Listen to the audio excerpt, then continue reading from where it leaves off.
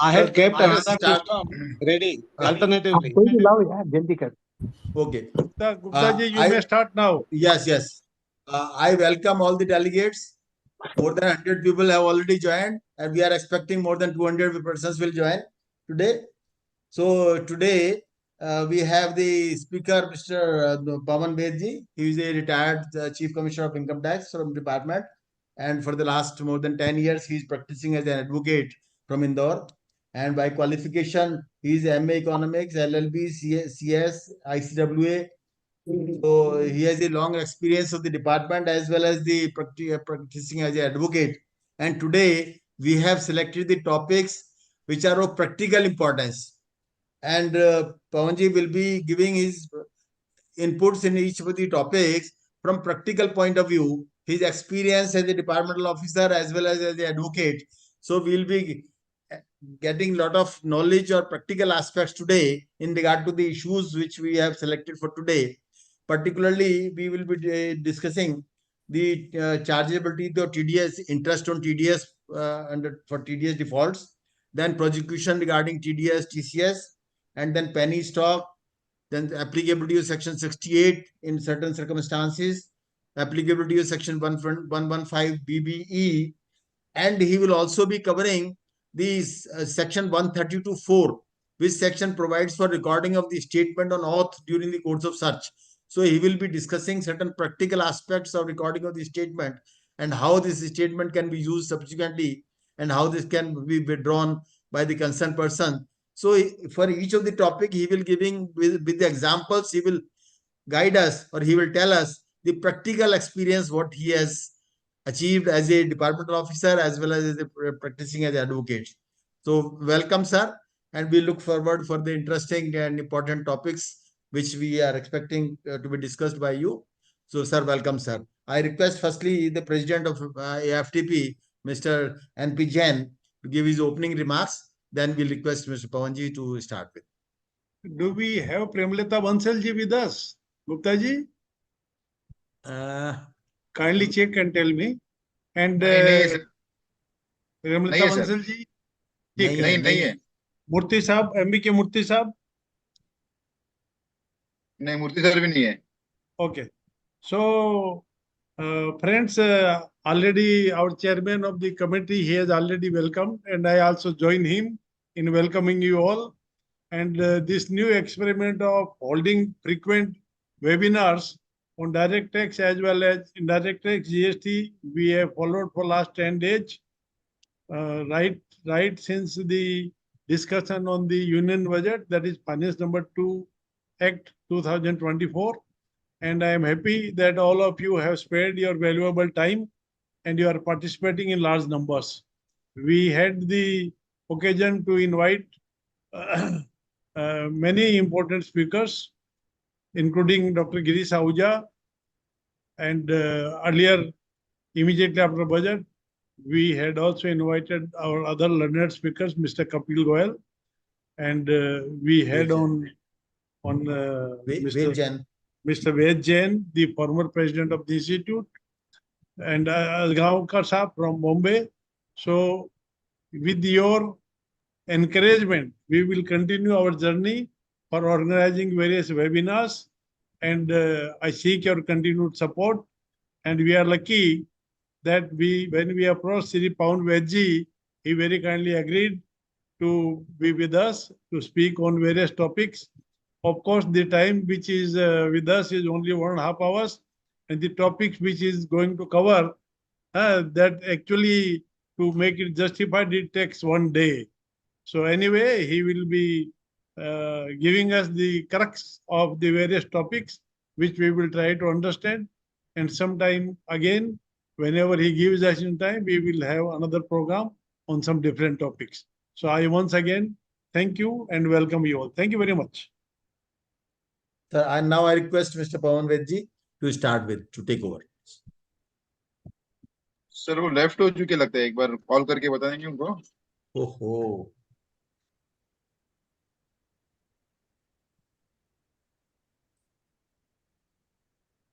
Mistake से left हो गया लगता है वो. जैन सर एक बार कॉल करके उनको बताएंगे. मैं कर रहा हूँ कॉल. अच्छा, okay. Please do.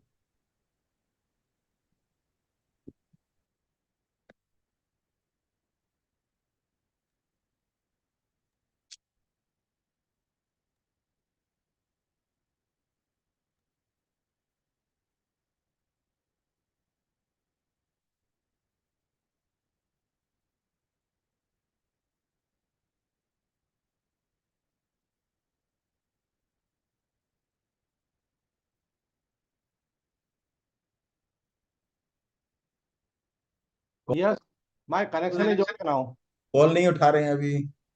Hello. Yes, I am ready now. Please start. Should I start?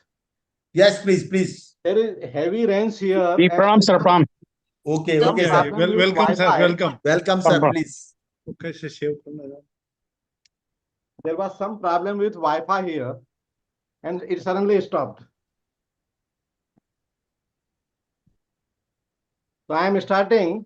Please. First, I thank the organizers, All India Federation of Tax Practitioners, to give me an opportunity to serve the taxpayers of the country through the medium of your esteemed federation. Who is in most difficulty from income tax department is poor taxpayer. As per statistics given by Finance Ministry, there was area demand of 23 lakh crores as on 1/4/23, and this rose to 43 lakh crores, 20 lakh crore.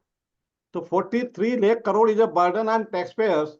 It affects their credit worthiness also. When they go to bank or to financial institution, they find so much outstandings are there. And in the circumstances, we have a very important role to reduce their demand. And for that purpose, I am here. I will give you some practical tips how to handle such situation where taxpayer can be benefited.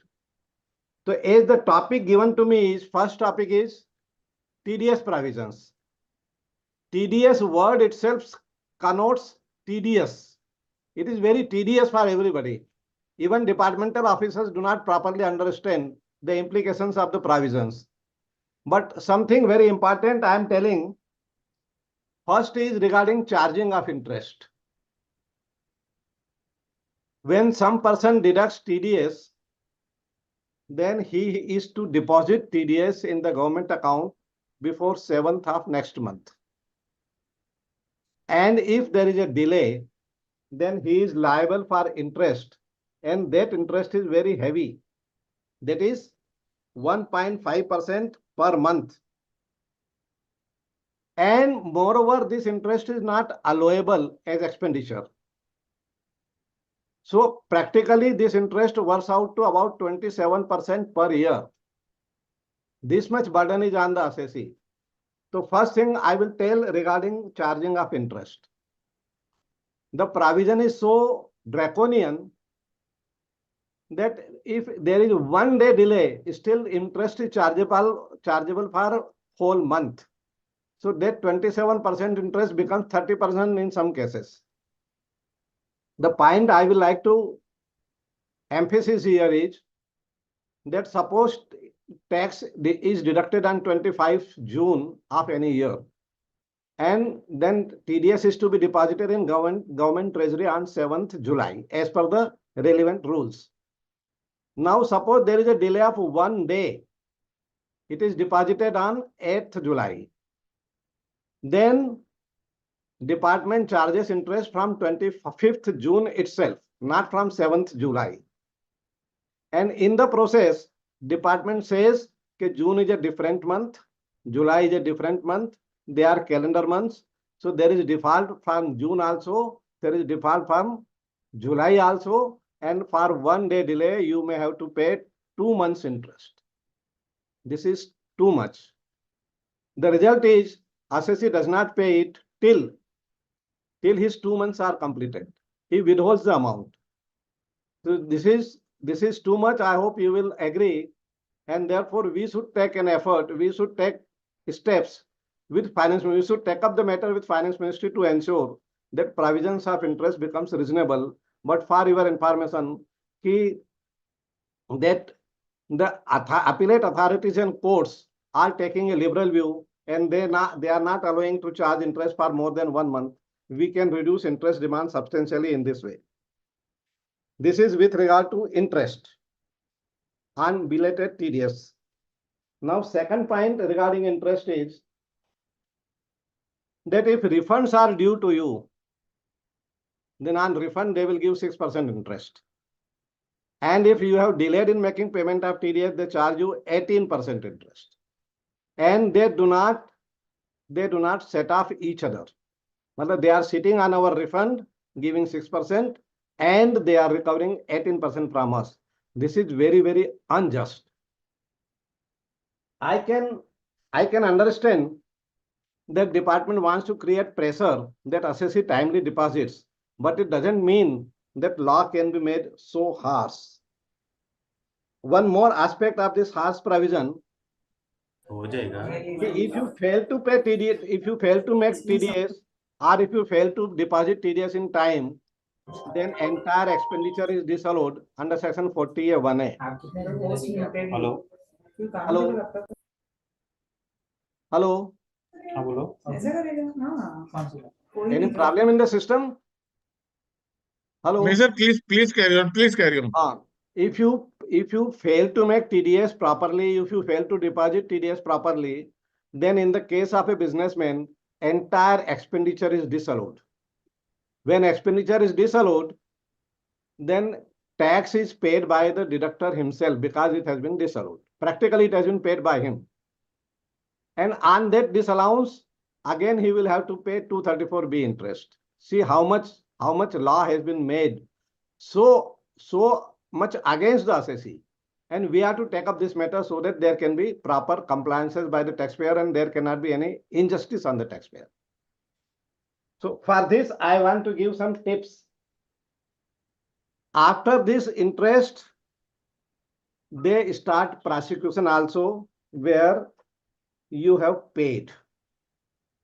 And if prosecution is made, then punishment is 7 years. 7 years punishment means under CRPC, criminal law, it will never be time barred.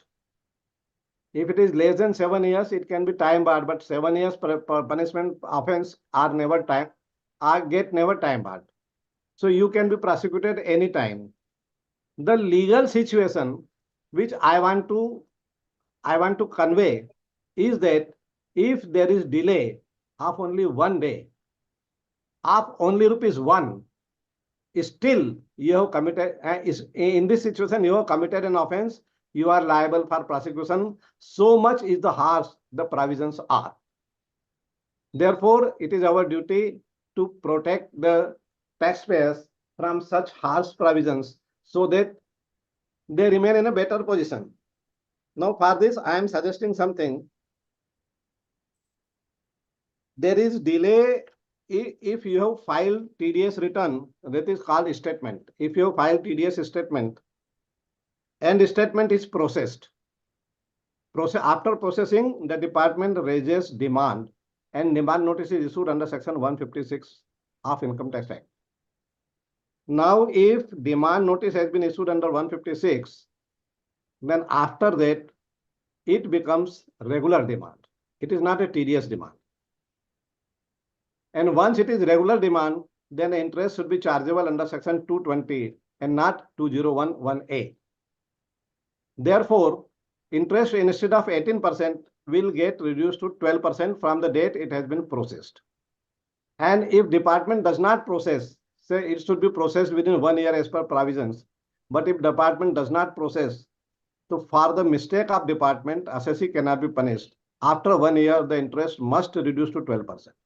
This is my something novel argument, which have not been tried by anybody, but I am trying in some cases now. So this is about interest. Then once the TDS demand is converted into regular demand, and if regular demand is not paid, then prosecution cannot be filed for the period after regular demand under section 276B, because now this is not an area of TDS. This is area of regular demand and for which there is separate provision under section 276C2. And therefore, if regular demand is not paid, then prosecution should be only under 276C2. And in that prosecution, the maximum punishment is 2 years and that gets time barred also under CRPC. And in that case, burden of proof is on the department to prove mens rea by the assessee, and it is not burden on the assessee to prove non-existence of mens rea. So that way assessee gets benefited, and this is regarding TDS provisions. Now I find around more than 10,000 prosecutions have been filed by the department against TDS default in case of TDS defaulter, and how to combat, how to contest such prosecutions. So first point in that,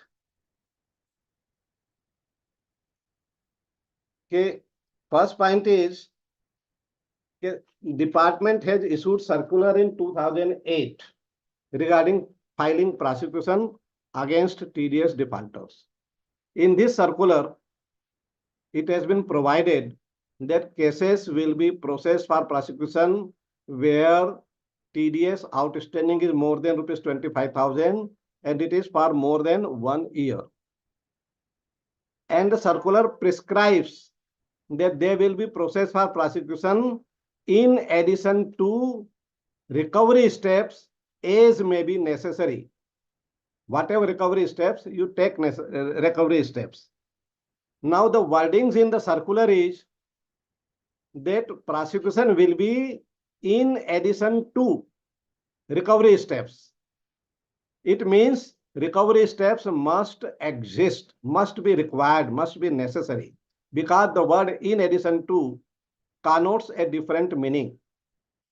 The phrase in addition to was subject matter of a pronouncement by Honorable Supreme Court also, and the meaning of that in addition to is, suppose action X is to be taken in addition to Y action. Then if Y action is pending, then only X action can be taken. If Y action is not pending, X action cannot be taken. This is the interpretation of in addition to, and the circular of CBDT is very clear that prosecution will be launched in addition to recovery steps as may be necessary in that particular case. This being the case, if there is no recovery steps pending, tax has already been paid, then as per circular of CBDT itself, prosecution cannot be filed. And on the contrary, on the basis of this very circular, department has filed about 10,000 prosecutions. And this is highly unjust. And not only file prosecution, department is trying to protect such to defend such prosecutions in court also. We are doing right when they are going against their own circular. This is something very, very unjust action by the department on TDS defaulters. Further, there was some circular of CBDT sometime around 1965. That circular provided that if tax are in arrears or demand are in arrears, then no penalty under section 221 shall be levied if it has already been paid. So the intention of CBDT was clear. If somebody has already paid the taxes, there is no question of levying penalty on that person. Naturally, such circular automatically applied to prosecutions also. If tax has already been paid, prosecution cannot be filed. Now later on, there was change in thinking by CBDT, and CBDT decided to levy penalty if there is a default in payment of tax, and therefore section 221 was amended. After this amendment, one explanation was added below section 221. As per this explanation, penalty under 221 shall be leviable even if arrear of tax has already been paid. if arrear of tax has already been paid. Now there is no such explanation, corresponding explanation below section 276B, and therefore, as per intention of the government itself, 276B cannot be filed, prosecution cannot be launched if the deductor has already paid the tax. But still, we are finding that in almost all cases where TDS has been paid belatedly, there have been prosecutions have been launched against such cases. In such cases, this is something very, very unjust. Now, apart from this, you will find there are some more arguments that TDS prosecution cannot be launched. And the arguments are, if you have already paid TDS, you have already paid deducted TDS, and thereafter, if the department issues prosecution notice, whether such prosecution is maintainable, and the issue arose first time before Honorable Madras High Court in the case of Royala Corporation. And in that case, it was held that yes, prosecution is maintainable. Thereafter, similar issue arose in the case of Vinar and Company before Honorable Kerala High Court, Honorable Calcutta High Court. And in Calcutta High Court, it was held that once he has already paid, prosecution cannot be launched. Still, department chose not to go against Calcutta High Court decision. Despite that, it means Calcutta High Court decision became final because department has decided not to challenge that decision. And that decision was of all India importance, and it had, at that time, it was a very old decision. And at that time, there was no provision of monetary limit. And in any case, for prosecution, there is no question of monetary limit. But it became accepted view by the department. And once a view is accepted, then how can department not accept in other cases? Can department choose selectively prosecute somebody, or it has to remain objective? It has to remain objective. And still, but unfortunately, what happened?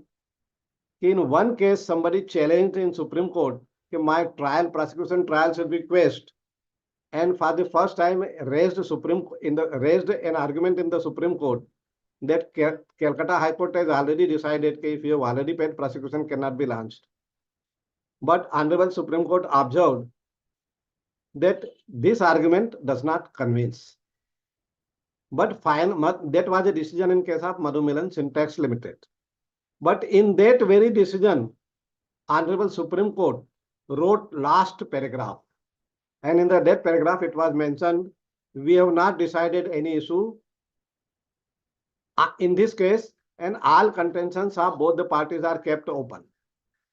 It means Supreme Court has simply given arbiter dicta, and it was also stated that it was not open. All arguments of all parties are open. Means Supreme Court clarified that our arbiter dicta is not to be considered. But still, department relies only on Madhu Milan Syntax decision. And then on the basis of that very decision, prosecutions are being launched. And in all cases of prosecution notices, invariably, department gives in notice itself that they rely on Supreme Court decision in the case of Madhu Milan Syntax, and therefore they want to file prosecution. This is something very unjust on the part of department. When department has already accepted a view, payment has already been made, prosecution cannot be filed. Still, they are filing prosecution after accepting it. This is unjust, and it is causing too much harassment to a number of tax deductors, say around 10,000, and it is something really very bad. So we can contest prosecution on this ground also. I had an occasion to handle prosecution matter, and it was of a very sizable amount. I can say one of the top 10 tax defaulters, TDS defaulters of Bombay City. And we had argued before Honorable Bombay High Court all these points, and Honorable Bombay High Court quashed prosecution in all such cases, not relying on Madhu Milan Syntax decision of Supreme Court. And that way, assessee got substantial relief. I have some more arguments regarding this prosecution. And one of that argument is, which was never raised before any court, is that when there is a provision for prosecution for non-filer of or belated filer of income tax returns, then that section is 276 CC1. And in that section, it is very clearly written, if a person fails to file return of income in due time, this phrase, filing return in due time, is not there in section 276B. If a person fails to pay TDS in due time, this is absent. It means when a belated payment is there, then it is an excuse and he cannot be prosecuted, but prosecutions are being filed. After decision of Honorable Bombay High Court, I think all prosecutions of whole country shall be quashed, because it has been very elaborately, the decision very elaborately discuss all our arguments, but still I have some more arguments which I can use and I can tell you if any of you needs them. Then this is all about my TDS interest and TDS prosecution. You can save substantial amount, but one thing I still like to point out one more point. IIT Bangalore has given a decision in the case of Robert Bosch Engineering and Business Solutions Private Limited, that if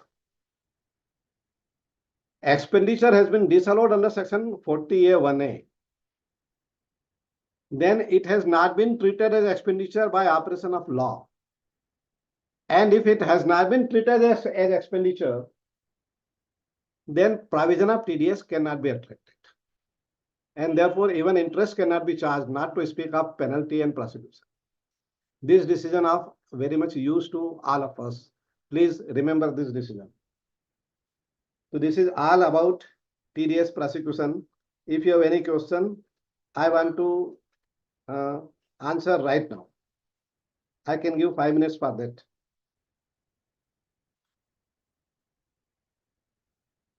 No question?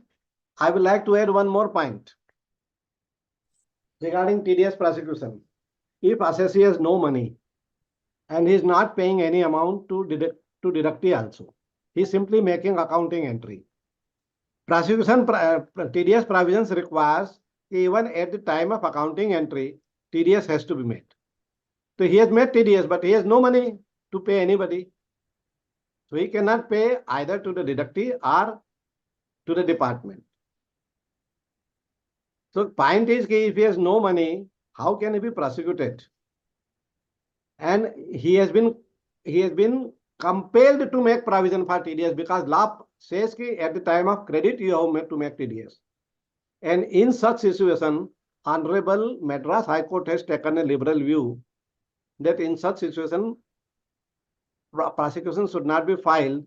But the decision of Honorable Madras High Court is not very clear. It said that you examine this issue and sent back to CIT TDS. And therefore, its implication we can infer is that if it was clearly prosecutable, Honorable High Court would not have remitted it back to CIT TDS. And therefore, we can infer, we can take interpretation that in such situation also prosecution cannot be filed. This is all about my TDS prosecution. Sir, with your permission, I may add one or two things here. Yes. I am VP Gupta, sir. Sir, one thing that you referred to the circular of 2008. In fact, subsequently, there is a circular of 2019, which provided limit of 25 lakhs rupees and 60 days. So prosecution will not be launched Yes. if the amount is less than 25 Yes, lakhs. they have increased it. Prosecution will not be launched. Right. That is one thing. Secondly, there is a amendment in this bill, this Act 2024, which has said that if you are deposited by the time you file the statement, quarterly statement of TDS, then no prosecution will be launched. So that is a big relief has been granted. Yes, there is a Now. relief. Yes. Right. There is an And- amendment also in 2024 or 2023, 1st April. And that amendments intends to create, that amendment intends to launch prosecution even if you have already paid. You might need to reach That section is separate 276 issue. But now the amendment is that if you have paid till statement is filed, so no prosecution will be launched. That is a big relief, in fact. In most of the cases, it is paid by that time. This amendment is superfluous because otherwise, if you file a statement and it is processed, then after processing, it is not a default under TDS provision. It is a default under regular provision. But nobody has raised this point any time. Yes, sir. Processing is the one thing, but as far as full decision is not before me, but this Madhu Milan syntax you refer to, and in fact the controversy had arisen only after the Supreme Court decision. Before that decision, all along everybody was under the impression that if you have already deposited, that no prosecution will be launched. Yes. But only in the Supreme Court made some sort of observation that deposit here means as mentioned in the section is as required by or under the provisions of this chapter. So as required word jo hai, that was picked up by the department, and as required means up to 7th of the following month.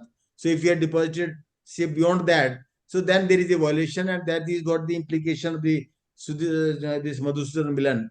This is how this prosecution after that have been launched by the department in so many cases. So that is an important change in the law by the Supreme Court, in fact. So that has created the whole problem. Though there may be certain, as you are rightly referred to, there may be certain decisions where the issue has been raised, but still the matter has not been reconsidered by the Supreme Court. And because of the language in that, this whole the controversy is there. That Supreme Court decision in case of Madhu Milan was delivered sometime in 2007. Yes, very right, sir. It related to assessment year prior to 89. Right, sir. At that time, law was different. Then law was amended, and therefore Madhu Milan is not applicable. This is what I had argued before Honorable Bombay High Court in the case of Hemant Shah. And Honorable Bombay High Court decided in our favor, saying that Madhu Milan is not applicable. It was on different law. Number one. Number two, immediately after Madhu Milan syntax decision, department issued circular of 2008. Decision had come in 2007. Circular was issued in 2008. And in that circular, it was clearly provided only those cases will be processed for prosecution where recoveries are also outstanding. In addition to outstanding recoveries, they will be processed for prosecution. And this made departmental instruction by way of circular very clear that only those cases are to be processed for prosecution where recoveries are also outstanding. Therefore, Madhu Milan syntax is not applicable.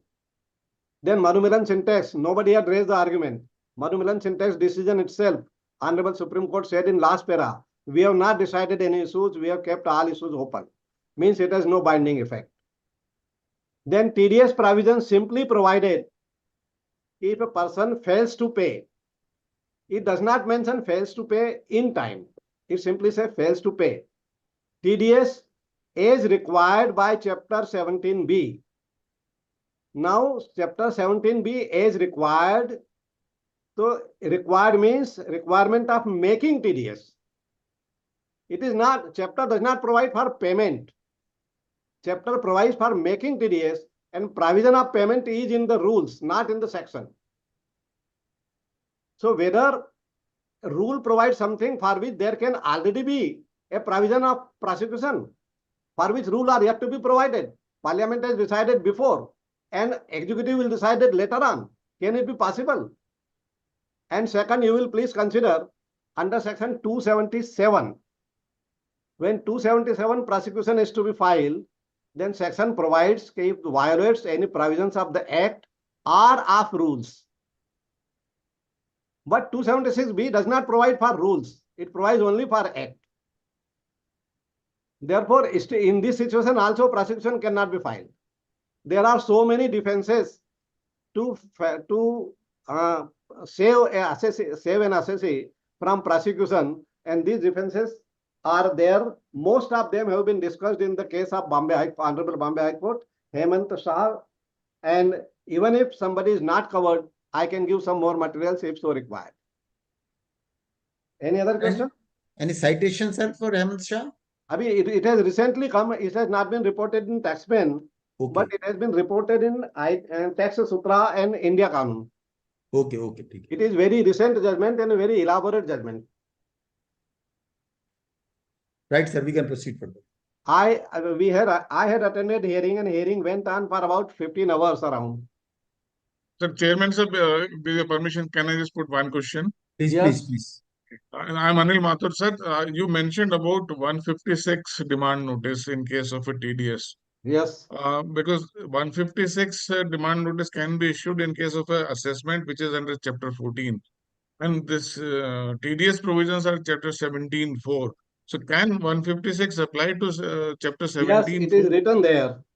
After processing, it is written somewhere in section 200 capital A. After processing, demand will be raised and notice under 156 shall be issued. Okay, then that will check. Thank you. Please. So everything is going wrong. Unnecessarily, taxpayers are being harassed.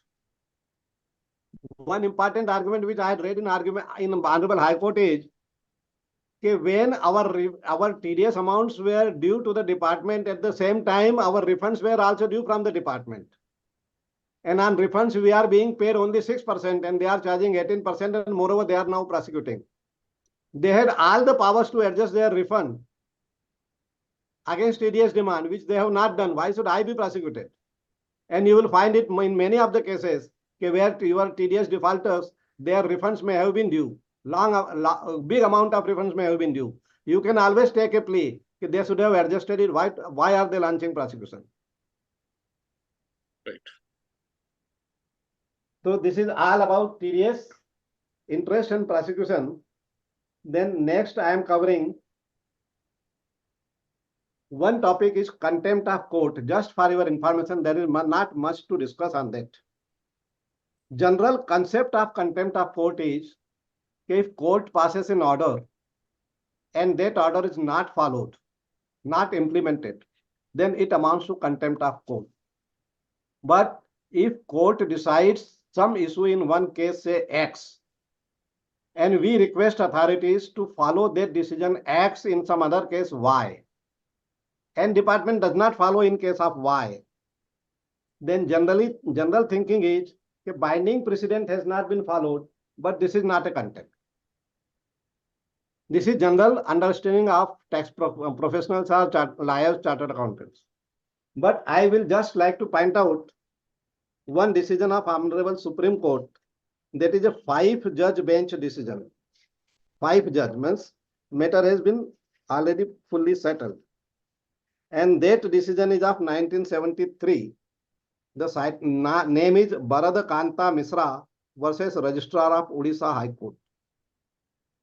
And in this decision, it has been held by 5-judge bench that binding decision, if not followed, then it also amounts to contempt of court.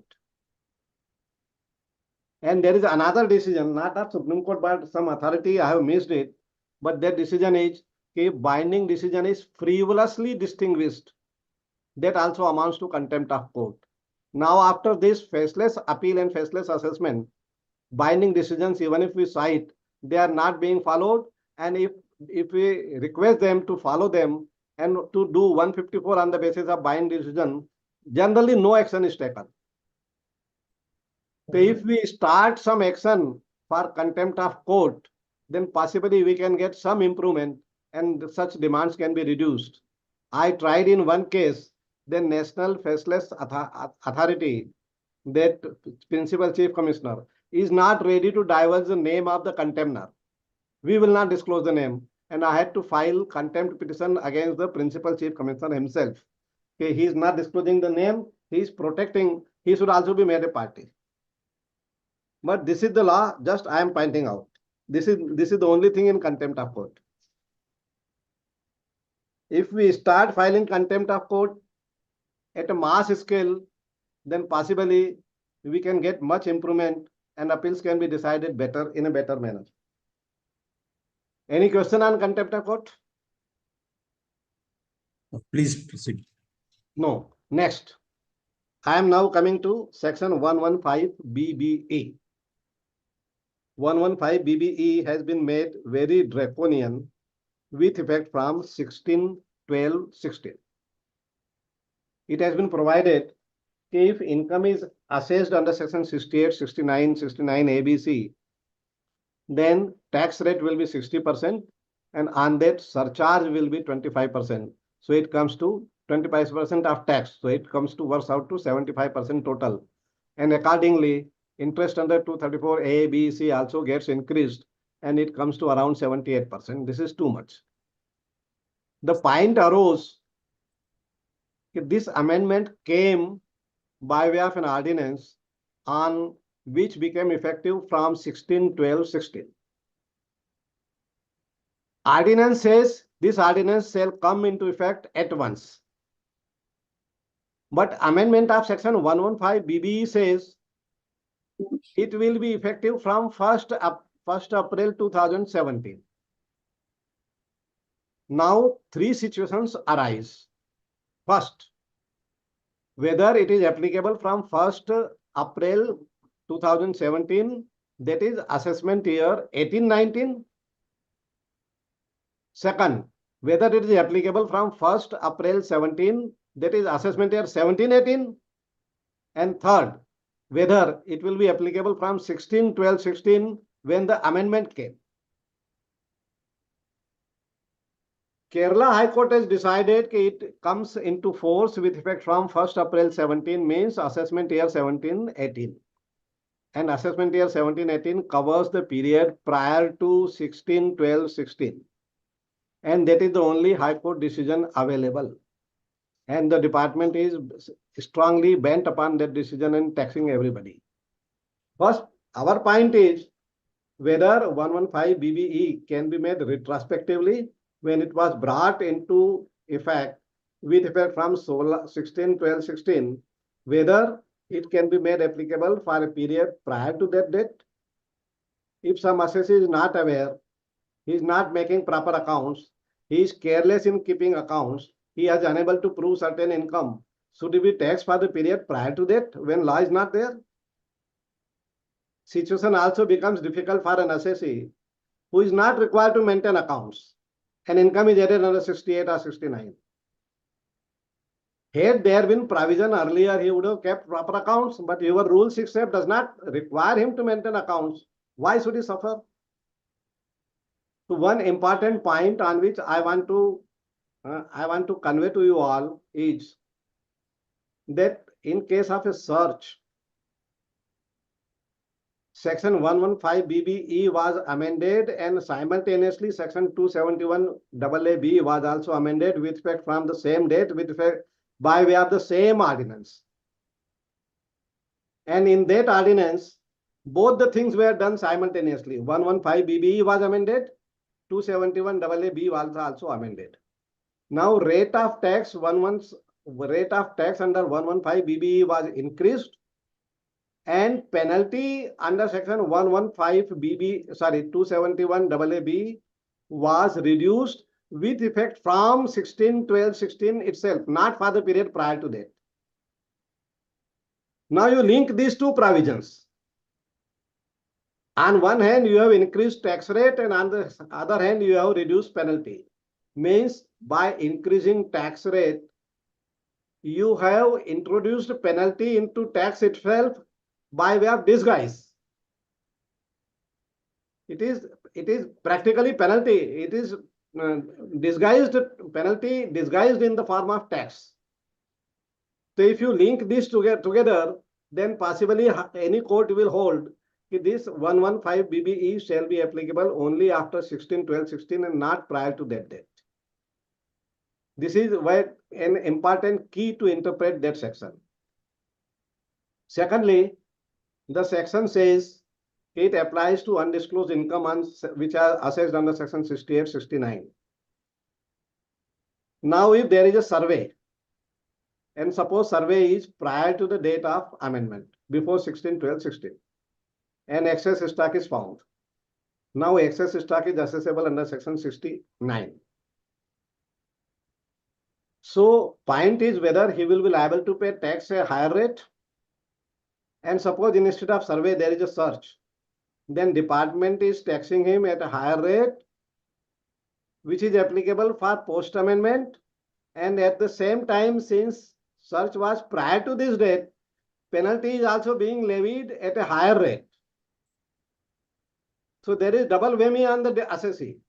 And he is being hit doubly. And penalty is also higher and tax is also higher. This cannot be the interpretation. If properly argued, we can always get a decision that this amendment cannot apply prior to 16/12/16. The matter had gone to Honorable Madhya Pradesh High Court, and Madhya Pradesh High Court said an argument arose.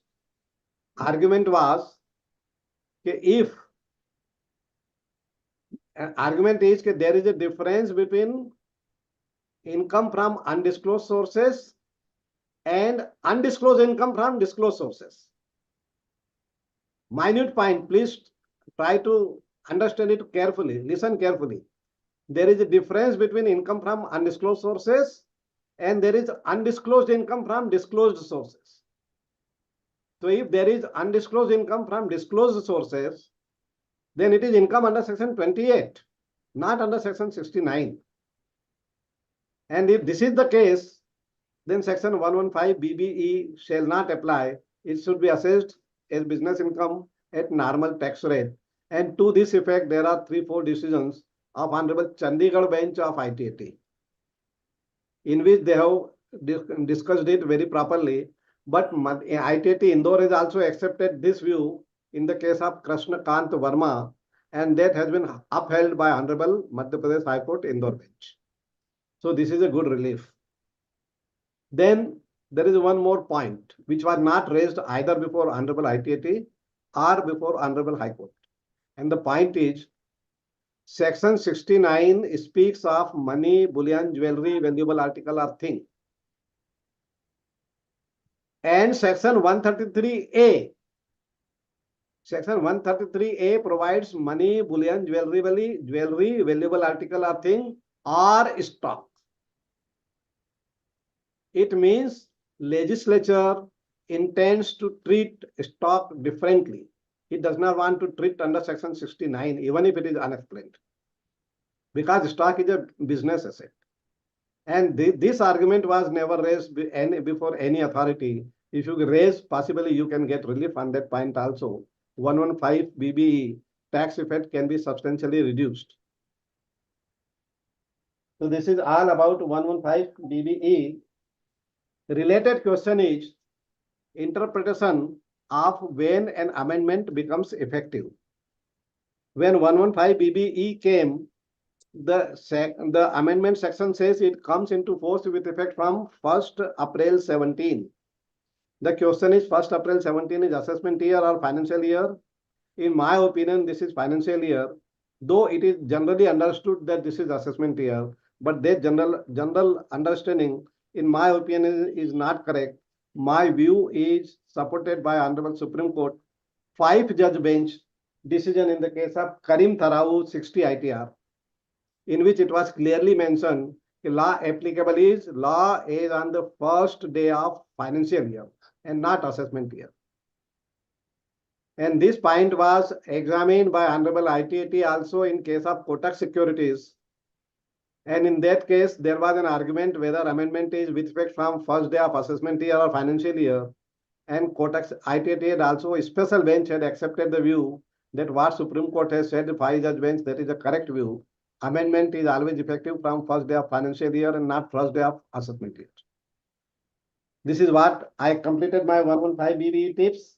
If you have any question, you can please ask. Sir इसमें जो बहुत सारे issues arise हुए थे, ये अगर assessee ने अपने आप डिस्क्लोज कर दिया रिटर्न में,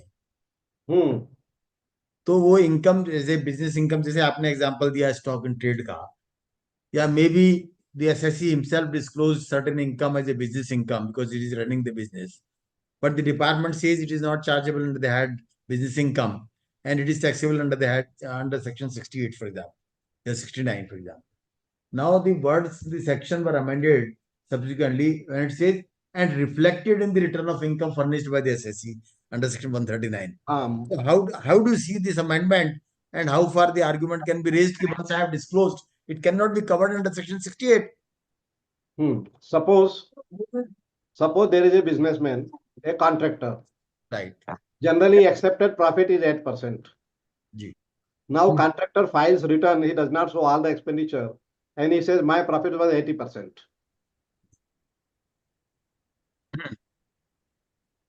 He says my profit is 80%.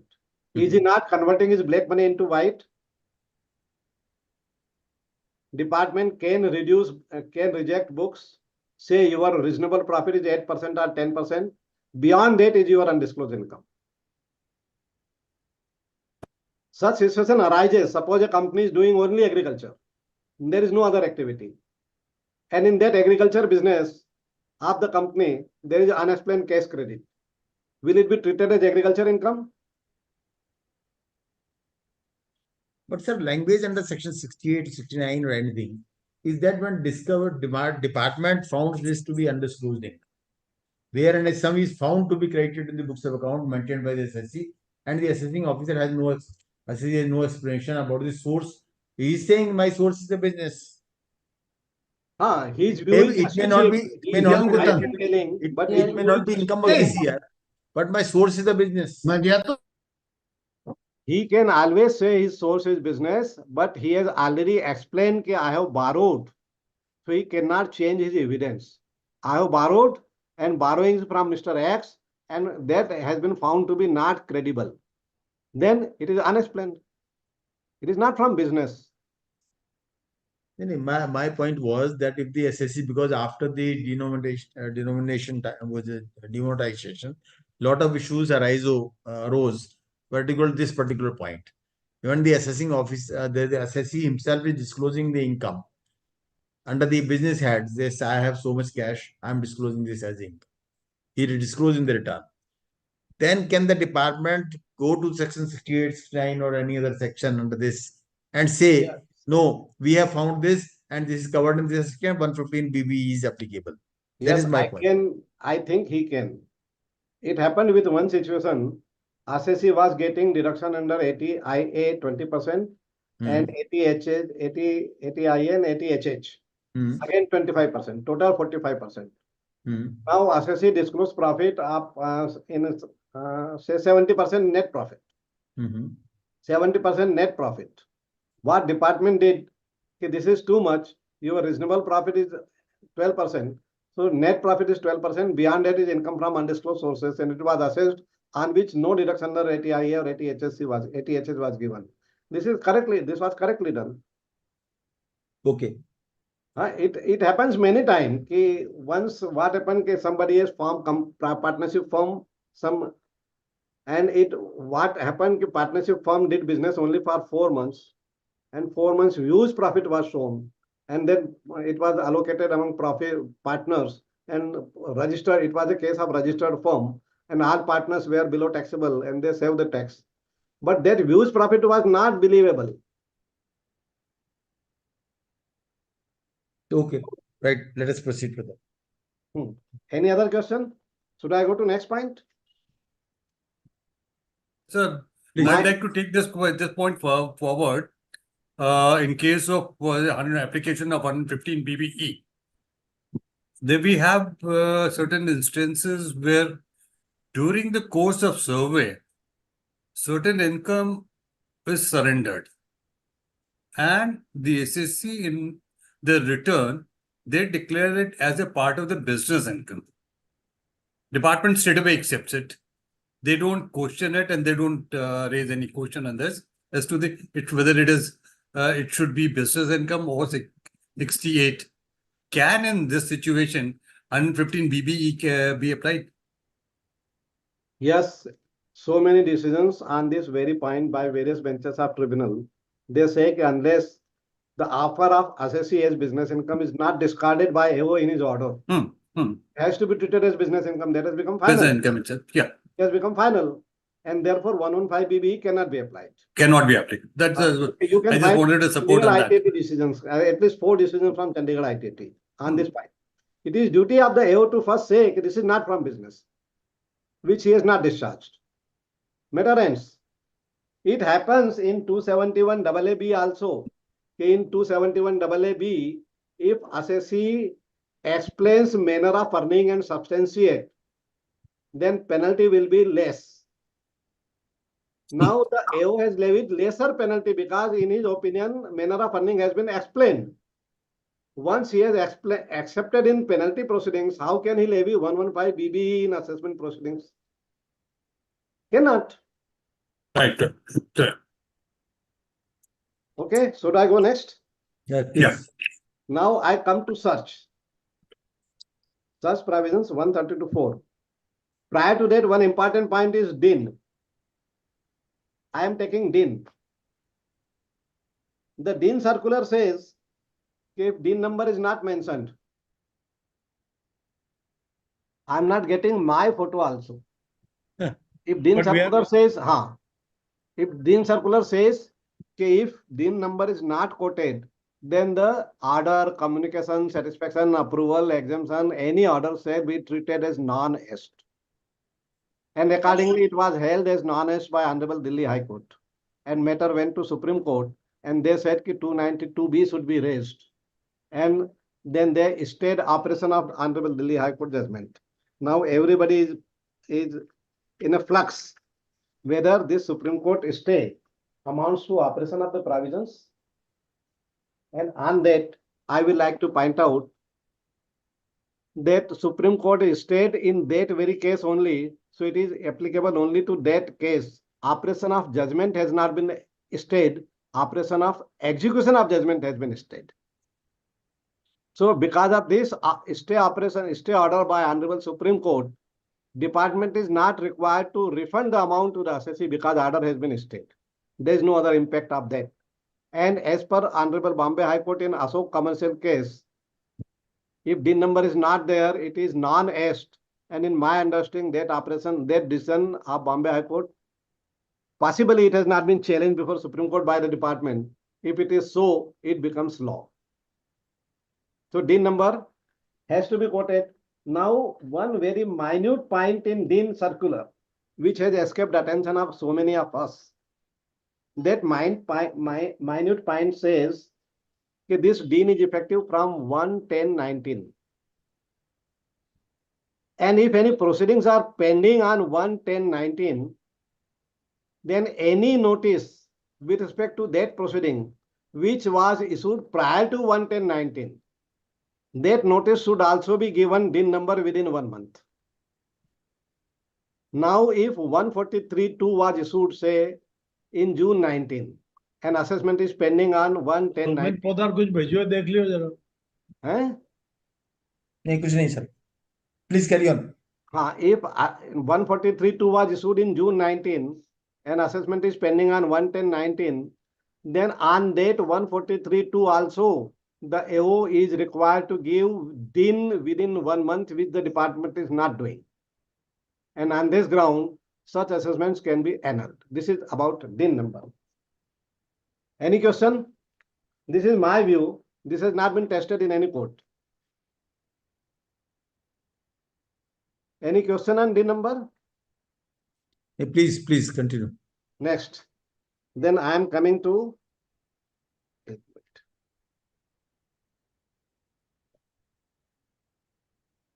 Section 151, in which Jain Commissioner or Principal Commissioner gives approval for reopening of assessment. The point is whether before giving approval, the higher authorities should give hearing to the assessee. The point has never been raised. I have not found any decision this way or that way. But after analyzing a number of decisions of Supreme Court, I find as a principle of natural justice, wherever the stakes of the other party are being affected, opportunity of hearing should be given, otherwise it should be held as non-est.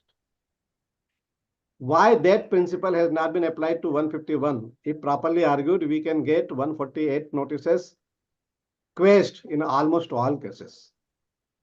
And this has happened in other sections.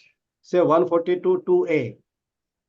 If before audit opportunity is not given, then audit was cancelled in the case of some Rajesh Kumar versus Deputy CIT by Supreme Court. And then matter went before Honorable Supreme Court in case of Sahara Firms. Then in Sahara Firms, bench expressed that the view of Rajesh Kumar should be reconsidered. And after reconsidering, larger bench also held that opportunity has to be given. This is inherent, for which no provision is required. And in order to make the position clear, Department amended section 142(2)(a) itself, in which provided that opportunity will be given so that their officers cannot remain in dark. So if properly argued, we can take a ruling that even for 151 such opportunity should be given, and you will find many cases wrong facts were put before the approving authority, and they approved reopening and created lot of work unnecessarily. Had opportunity been given properly, the assessor could have explained it before the appellate authority, approving authority also, and matter could have been closed at that stage itself. But we should make proper preparation. We can get a favorable verdict from courts. Opportunity has to be given. This is my personal view. Then May I take a question on this?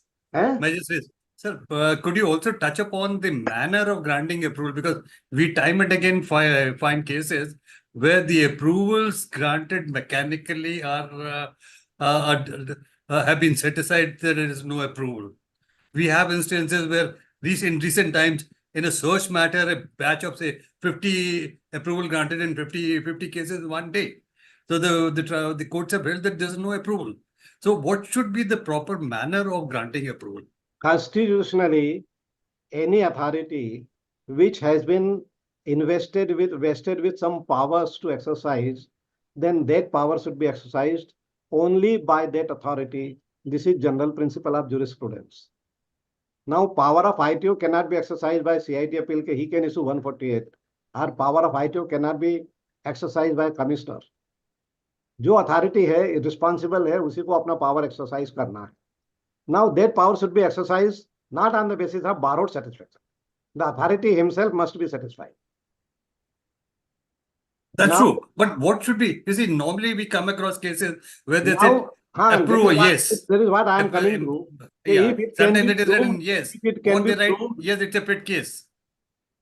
if it can be proved that authority did not apply his mind, then necessary compliance has not been made by the authority, and it will be treated that his order is non-est. And therefore, 153D cases, they are all being annulled. In my practice, almost all cases such have been annulled under 153D. Almost all. Somewhere some lacuna is there. For example, if assessee has been given a so-called notice for making certain additions, and assessee has replied to that so-called notice giving proper explanation, and the assessing officer makes some more addition beyond so-called notice, then it was the duty of the Jain commissioner before giving approval that why this was not giving, why for this addition opportunity was not given to the assessee. And on that, there is a specific decision of Honorable Delhi High Court. In such situation, 153D approval has to be treated as without application of mind. Mitesh bhai, APMV. you want to speak on this issue? Mitesh Modi ji? No, I have covered 151. And it is related to that approval. So 151 approval will be parallel. Sir, there is a question of this. Provision. Mitesh Modi ji, please come forward. Raise your question. Yes, sir. Sir, So, yeah. one query is that one of the decision in the recent decision in the ITAT that the 153D approval, we have raised the issue based upon the Sirajuddin's judgment. That is the Kerala High Court decision that the approval by the higher authority should not be mechanical, particularly in the search cases. So one point argued by the department is that when there is a special audit under section 142A and the reference has been given to the higher authorities, approving authorities, then there is always deemed that there is the application of mind. And even though there are number of cases under his approval, suppose more than 50 cases or 100 cases, it is the proper approval. And I have referred one notification of the board regarding the approval procedure under section 153D, which inter alia provides for to grant the hearing to the SSE before granting the approval on making a reference by the jurisdictional level. So I require your humble opinion on this issue also. Our hearing opportunity should be given has been upheld by Honorable ITT Lucknow bench in the case of Kundan casting. Kundan casting, right, sir? It has also been upheld by Honorable Odisha High Court in the case of Sirajuddin. Yes. And Sirajuddin case, SLP of the department has been dismissed. So it has become final. Now there is final decision of Karnataka High Court. And Karnataka High Court says the hearing need not be given because hearing has already been given by AO. But contradictory. But Karnataka High Court is not, in my opinion, is not a correct decision. It requires reconsideration. I have some reservations about the decision. I have studied it in detail. Okay, yes. It's all about approvals. Oh, now, okay, thank you. Go ahead? Yes, sir. Yes. Now I am coming to 132.4. This is something most common and generally most harassed persons, by harassed persons. One point I noticed, just for your information, there was a search on a residence of a person, and the residence was just a small flat of 3 rooms of 1,000 square feet. Search party consisted of 7 persons. Search continued for 5 days, and seizure was some 10-15 non-incriminating papers and some jewelry of 30 lakh rupees. That's all. And search was complete after 5 days when the assessee made disclosure of rupees 4 crores. Now, first point, my photo is absent, please. Now, first point, how can search continue for 5 days by 7 persons for such a small place? Willfully, they kept search pending. First point, is it not a criminal offense to continue to remain in the premises of some person and causing him discomfort? Is it not an offense under trespass? But I had simply argued before Honorable ITT, why did they continue search for 5 days? It simply means they were waiting for the disclosure. Once we agreed for the disclosure, we made disclosure and search was concluded. That's all. If we have not made retraction, it doesn't matter because their admission itself was defective. So there is no question of retraction. You just decide whether admission is correct or not. And they said, yes, admission is with coercion. Unreported decision. But you can always examine this point. Second point, his statement recorded in odd hours, say night 1 o'clock, 2 o'clock, early morning, then that itself is sufficient evidence to hold that there was coercion. Assessee was put to much trouble and it is not believable. And this has happened in one case in Bihar, where assessee filed complaint against the department before Human Rights Commission, saying that my right to take sleep was disturbed, was taken away, and there should be action against the department, and some 1 lakh rupees fine was levied on the authorities. So it is very important to see at what time statement was recorded. You should always ensure that while recording statement, time is also mentioned. If it is mid-hours, then it will be presumed that there was a coercion. Then In search, if somebody admits, there is too much of pressure. Without admission, without surrender disclosure, they generally do not go, they continue to go on the search. Now, if they do like this, then one chap, it has really happened in Madhya Pradesh, one vegetable vendor, he had no house, no shop, he just goes on hera, क्या बोलते हैं, hawker type. He was served a notice under 148. At that time, limit of income was rupees 30,000 only. Inspector prepared a report case income is 35,000 submitted before ITO, and ITO issued notice under 148. So that person went to some lawyer. Lawyer said, how can this notice come to you? Well, I was given this notice because inspector wanted vegetables free from me. So that lawyer approached officer, you should spare such a small person. So officer said, no, I have a report case income is 35,000 and therefore I will assess at 35,000. So tell him to pay tax on 5,000 only and close the matter. The lawyer said he is not ready to pay, he is not in a position to pay also 5,000 rupees per tax. Even 1,000 rupees he cannot pay. So then what happened? That vegetable vendor filed a return of rupees 35,000 crores. This is a real story, eh? 35,000 crores sometime in 1980.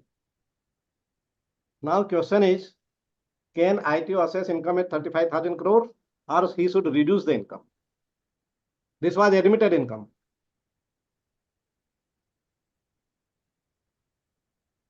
Can ITO assess at a lower income? If assesses lower income, CAG will take objection. So much revenue loss. Any opinion on that? Natural interpretation corollary is ITO is to assess correct income. It is not, it should not be concerned with what you have said.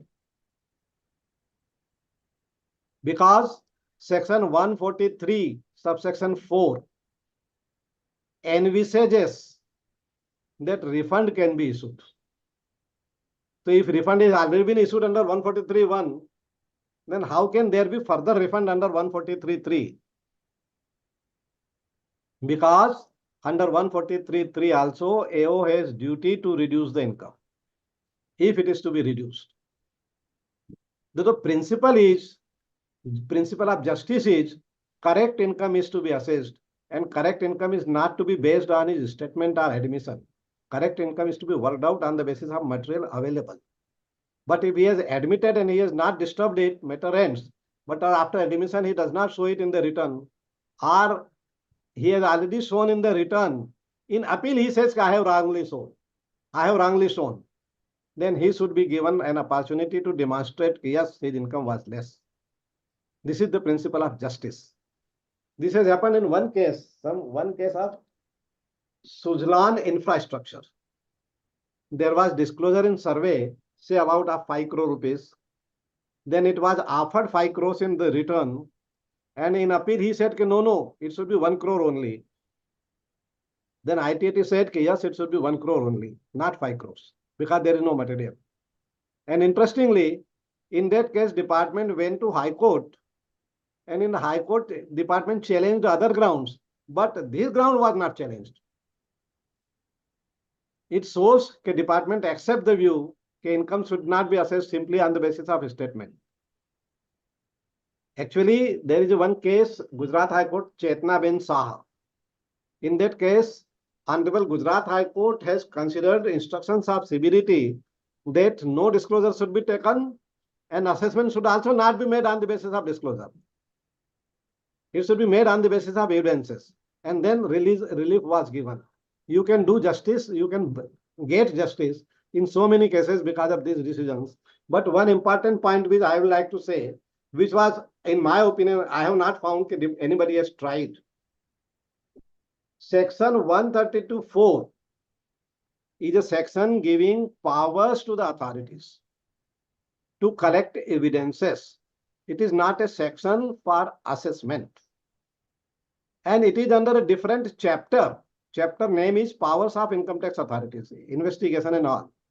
assessment is different chapter which starts from section 139. Now, can powers and assessment be interpreted similarly? Power should be interpreted as power, not as assessment. And secondly, suppose one has admitted income under 132(4). He has filed return.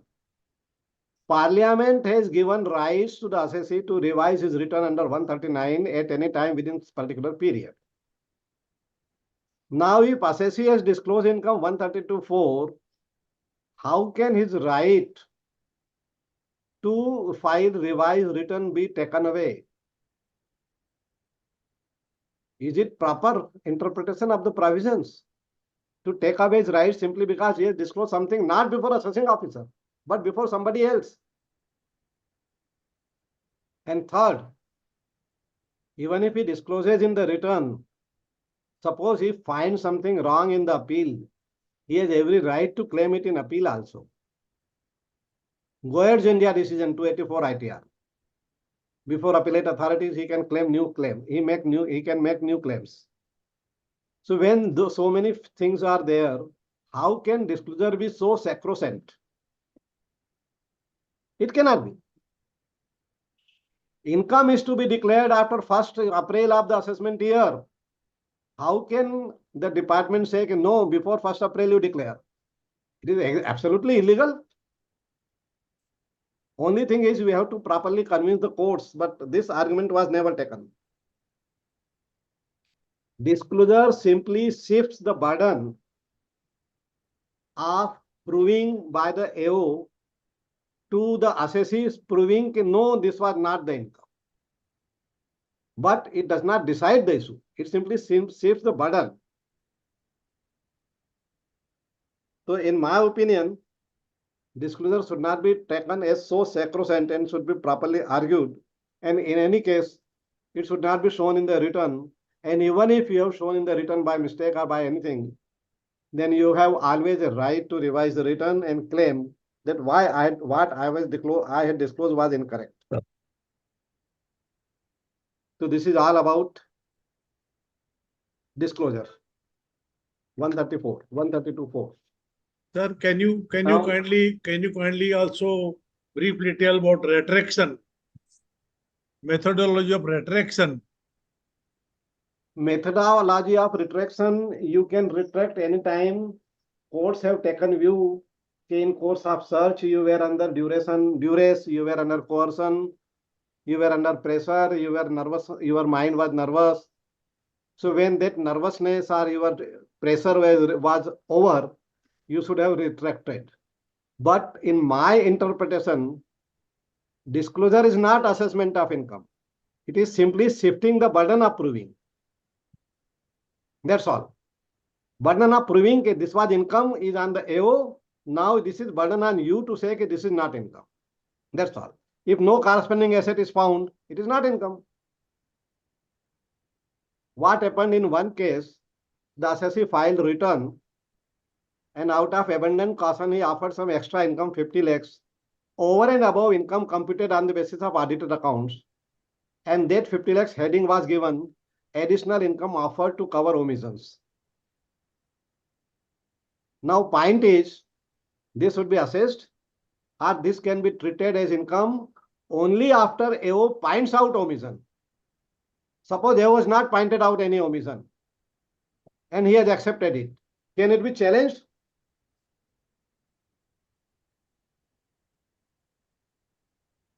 Assessee says, like ITO making protective assessment, I have made an offer.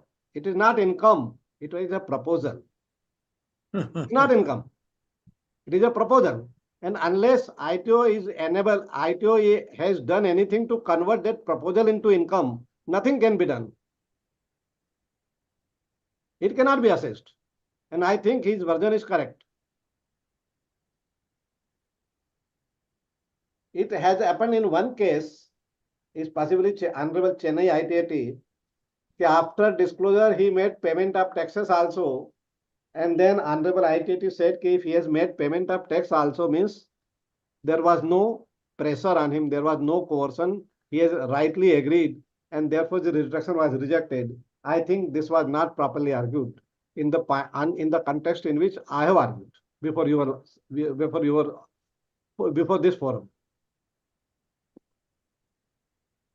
I am of the clear view that disclosure is not determination of income. It is under section 132(4). Determination is under 139, no 143(3), in which he is to decide on the basis of material available. One more point on this, which relevant point which you may raise. The point is, suppose ADIT investigation examines assessee under 131(1)(a), and he examines you on oath also. Then his examination and material statement, etc., are transferred to assessing officer. Is it not borrowed satisfaction for assessing officer regarding truthfulness of the statement?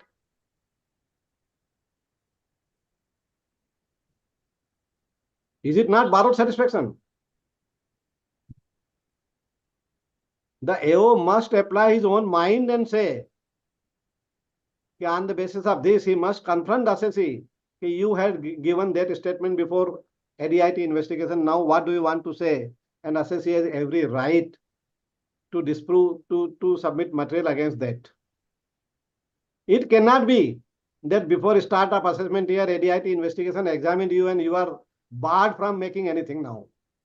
You cannot be compelled to make anything in the assessment when assessment procedure has not yet started. It starts only on 1st day of April, when return becomes due, not before that date. How can authority take anything before that date? Everything is going wrong. Nobody is going in proper direction.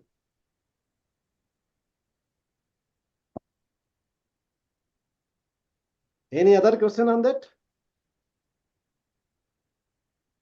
Sir, I have one question. We have made the payment voluntarily. Yes. And later on, we are retracting that it was paid under protest. Can we change the stand? The assessment is a process of law. Okay. It is not a process of agreement. What law says is to be decided, not what you agrees. On agreement, only principle of estoppel will apply, nothing else. And in income tax, estoppel is also not applicable.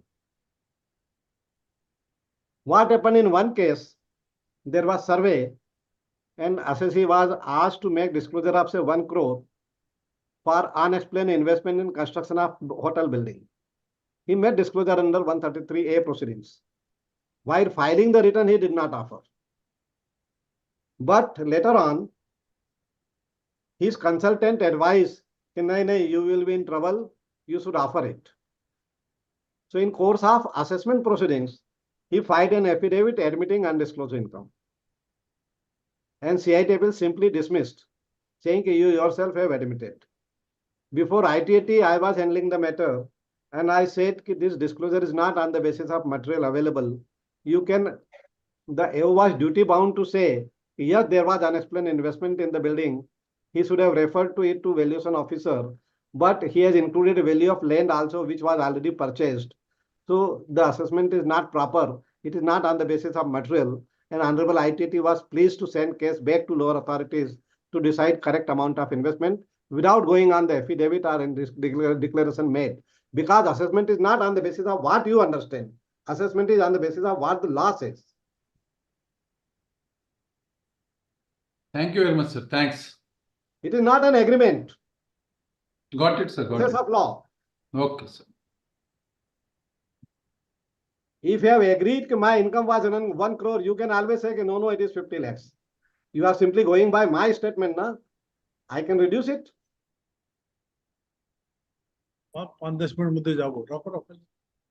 Any other? Any question from any delegate? Sir, I wish to tell our learned friends that in case of extreme abuse of the process, whether in course of survey or in course of search, it has been very beneficial to the taxpayer if they can lodge a police complaint, and then they can also make an affidavit before the magistrate.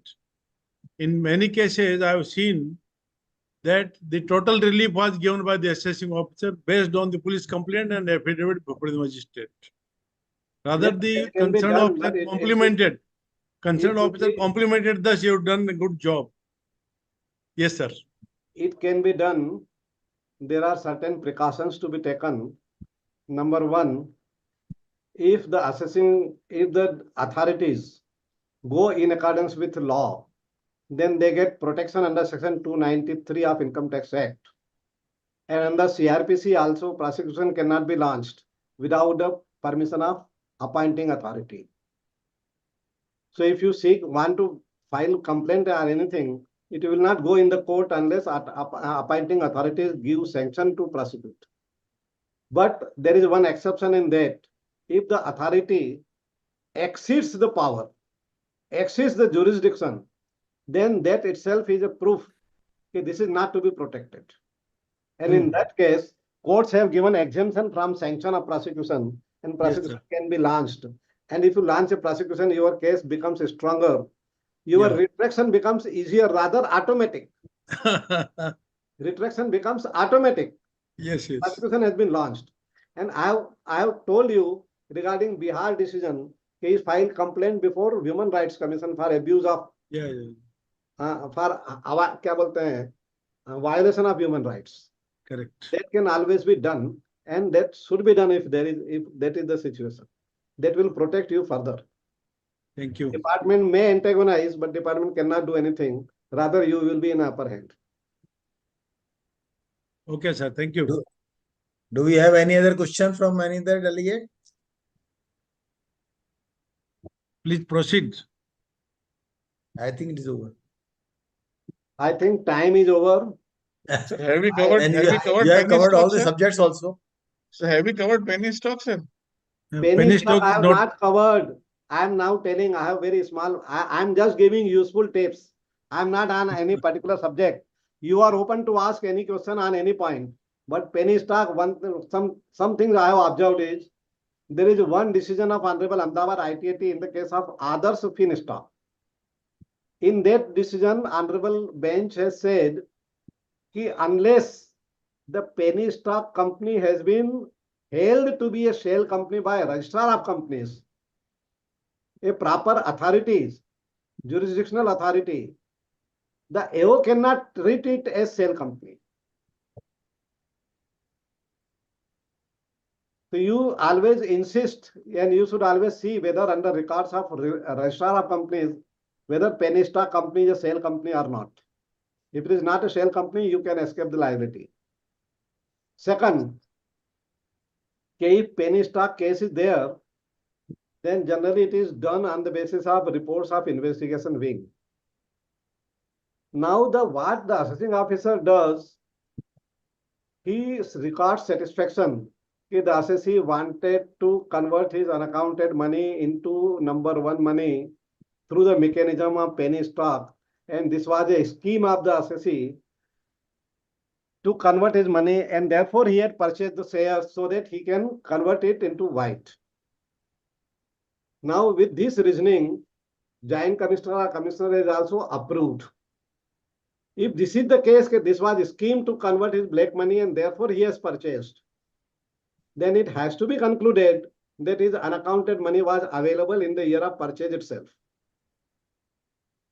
If it is available in the year of purchase, then how can it be taxed in the year of sale? But nobody has tried. It can be tried and you can get relief.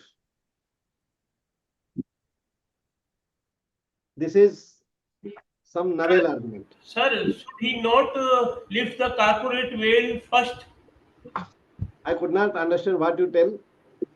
Should the assessing officer not lift the corporate veil of the company before holding it to be a penny stock company? Yes, he can very well raise, but government authority is telling it is still not a sale company. That is a good argument that has been accepted by Ahmedabad bench. Adarsh Finstock.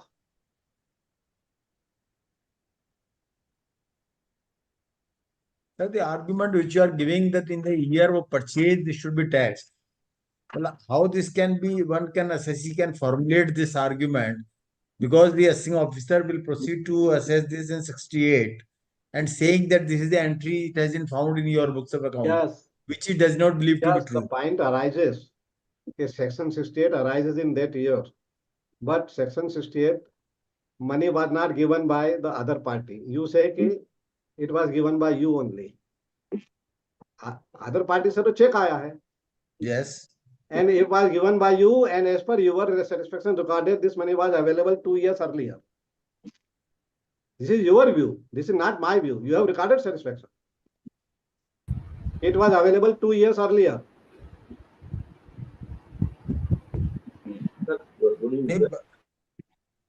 But sir, it is credited in the books of the company. Credited in the books of the company means the lender is not denying, it is your money. So I have brought it in the books in the year of crediting, but money was available earlier. So tax should be on the basis of availability of money, not on the basis of accounting entry. It should be found in that year. Nobody has found in that very year. No, you have It was already in given a finding. You had this money which you wanted to convert. Finding is already by the department. If the Quantum would be different, sir. So at the time of purchase, it would be suppose 10,000 rupees. At the time of sale, it will be 1 lakh of rupees. The tax is on a 1 lakh of rupees. No, Otherwise, it will be deducted to 10,000 only. He's telling that this is part of a scheme to convert his Scheme, black money into white. It is part of a scheme. So under that scheme, he was given an assurance by the other party. You invest 10,000 and take 1 lakh rupees. So he will go for the scheme only if he has 1 lakh rupees in hand at that time. Otherwise, why should he buy? So 1 lakh rupees which was available, it was brought in the books in the later year, but available was already there. Sir, very well done, sir. You have given so many practical tips. So may I request R.D. Kagra sahab to extend thanks? नमस्कार पवन जी। Thank you. कहते हैं ससैया के दोहरे जो नाविक को तीर तीखन में छोटो लगे घाव करे गंभीर। तो छोटी छोटी बातें जो है आज का सेशन सब सेशन से हट करके रहा और 0 आवर्स के हिसाब से शुरू से ही जितने क्वेश्चन लोगों ने नहीं पूछे और लोगों के मन में थे वो मन की बात आपने समझ ली और उसी हिसाब से आपने जो दूसरे चीजें बताई कि आप ये छोटी छोटी बातों को ध्यान रखिए और ये छोटे छोटे जवाब आपके दिमाग में भी आ गए तो आप कितना ही बड़ा इनकम टैक्स का डिमांड हो या कितनी बड़ी प्रॉब्लम हो आप उसको हल कर सकते हैं। एडवोकेसी इज ए आर्ट, ये एक मूल मंत्र जो हमने सीखा है उसका हम यदि प्रयोग करें और आपकी आज के छोटे छोटे टिप्स जो हैं वो बहुत कारगर रहे हैं। जो भी आदमी अभी भी 100 से ऊपर पार्टिसिपेंट हमारे हैं उनको बहुत आनंद आया और हमें भी आज सुन करके ये लगा कि भाई एक 0 आवर सेशन 1 घंटे का आपके साथ और करने की आप हमें अनुरोध करता हूं तो आप हमें आज्ञा स्वीकृति प्रदान करें। Thank you very much. Thank you sir. Thanks. Thank you, sir. Thank you, sir. Thank you, sir. Thanks a lot, Pavan Ved ji. Thank you. Well done, sir. Okay, sir.